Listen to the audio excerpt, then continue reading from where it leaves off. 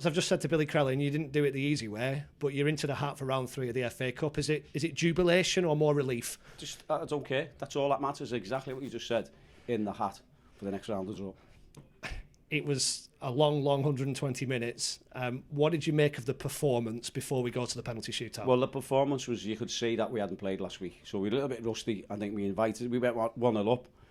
We invited pressure on ourselves in terms of the way we played and give the ball away. But you could tell we hadn't played last week. You could see that. They set themselves up the way they did to come and win the game. You could see that themselves. Thought they were slightly better in terms of going at it as well. But on the flip side of that, we were giving the ball back to them too easy. Then we went to goal up, and I thought, well, we'll kick in now, and we didn't. And then you've got to give them a bit more credit for that. So they're sending off as well.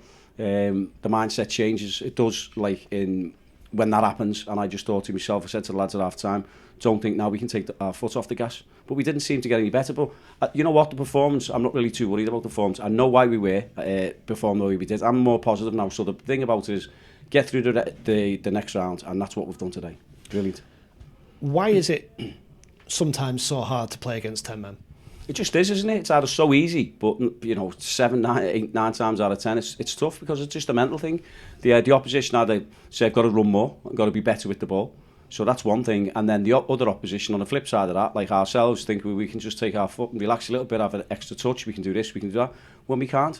So you need to have a change in mindset and the way you go about it. So it is difficult, and that's just the way it is. How do you affect that mindset then from the sidelines when you're not playing? Well, you try your best, get up, be better on the ball, whatever that is, close your man down, whatever that is, be better quality going into the box. But unfortunately, sometimes you have to give the opposition, who have only got 10 men, a bit of credit as well.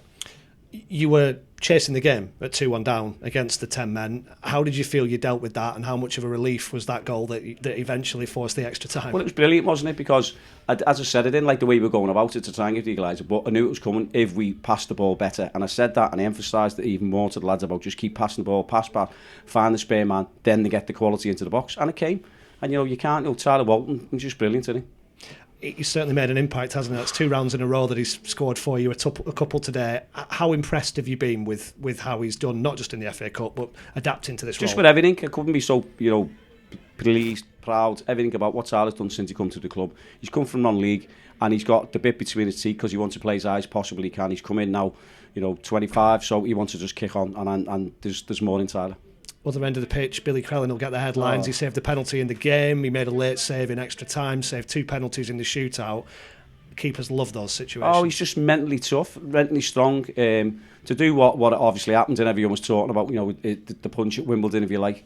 To do what he's done today was just outstanding, So we couldn't be more proud of Billy as well, his performance. In terms he's there, yet you can say, well, he's got to make saves, that's what he's there for. But, at the end of the day, he did make saves, and he's got us into the next round of the Cup. How much mental strength do you need, particularly as a goalkeeper, when you're under the microscope like that? Well, you do. You need a load, and the players in front of them need that as well. More so, the keeper it needs, as you just said. But the thing about the players is they make mistakes every 2 minutes, every whatever seconds, if you like. Give the ball away, but they've got the mate alongside them to get them out of the trouble or try and win the ball back. Whereas when a keeper comes and makes a mistake or makes a decision, it's a wrong one, and the ball could end up in the back of your net. So that could either cost you a game, cost you points, cost you whatever it is, cost you losing a cup. So at the end of the day, it's a focus that we sort of spoke to him about. Jed Brand spoke to him more to Billy than what I did this week. And you could see he's responded there. He was mentally tough today, and he's come for crosses, he punched things, and to go and do what he's done, I'm so happy for him. What does being in round 3 mean to Accrington Stanley? It means everything, doesn't it? It means everything. The prize money, the big boys come in, so I'm just so happy for everyone at the club. Everyone works the socks off. So proud, so happy for Andy Holt, for the board, Dave Burgess, Virginia, Tom. Everyone's just so happy. For our fans, by the way, were outstanding, weren't they? They just kept going and going and going, and we had one of them off days where we weren't at it. I've just touched on all that, but the fans just kept going and singing behind the goal, and that just drives the players on. You've got Des there, Smithy, Inchy. I know there's some of these players, these fans personally. So it just gives me so proud because you're sending all these lads away and all these supporters away and all the young ones that are coming out, which is fantastic. You're sending them all away happy. I imagine Everton would be your dream draw. Everton Goodison Park would be great, yeah, because obviously it's the final year, isn't it? You know, they're going to Bramley-Moore, you know, we have season tickets as a family, and, you know, that'll be the dream. I know Jed would want Liverpool at Anfield, so, and, you know, if that's the case, then brilliant, you know, I'd go along with that as well.